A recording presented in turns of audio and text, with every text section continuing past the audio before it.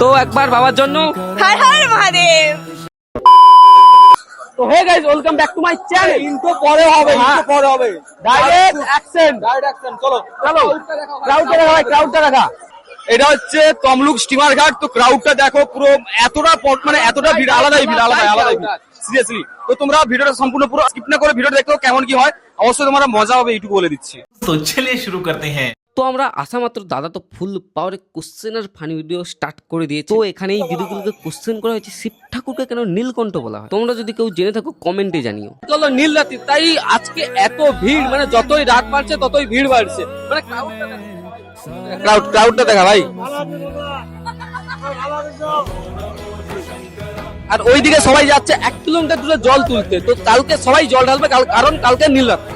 তো এখানে এই বোনগুলোকে কি কোশ্চেন করা হয়েছে সেটা জানতে চাইলে দাদার চ্যানেল ভিজিট করো আর আমাকে সাবস্ক্রাইব করো। তো দাদার ভিডিও যাদের যাদের ভালো লাগে তারা কমেন্টে জানিও। আর এখানে এই কাকুতে এসে খুবই লজ্জা পাচ্ছে। এই কাকুকে কোশ্চেন করা হয়েছে আমাদের পাদ কোন গ্যাস, ইন্ডিয়ান গ্যাস না ভারত গ্যাস। আর কাকু তো ডাইরেক্ট বললো ভারত গ্যাস। আর এখানে আরো দুটো বৌদিকে জিজ্ঞাসা করা হলো আমাদের সবচেয়ে বড় ভগবানকে। তো দাদার ভিডিও যাদের যাদের ভালো লাগে তারা কমেন্টে জানিও, আর যারা যারা অ্যান্সারটা জানো কমেন্টে জানিও। তো কালকে তো নীল রাত্রি, তোমরা জল ঢালতে এসছো, তো বলো আমার জন্য একবার হর হর মহাদেব।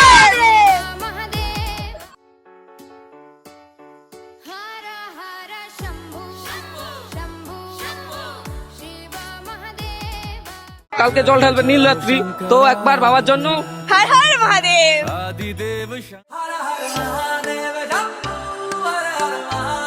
আর দাদা তো ভোলে বাবা সেজেই কোশ্চেন করছে শিব ঠাকুরের গলাতে যে নাকটা থাকে সেই নাকটার নাম কি। তোমরা যদি জেনে থাকো কমেন্টে জানিও। আর গাইজ দাদাকে কেমন লাগছে সেটাও তোমরা কমেন্টে জানিও। তো আজকের ভিডিও ছিল এই পর্যন্ত, দেখা হচ্ছে নেক্সট কোনো ভিডিওতে। তো আজকের জন্য টাটা।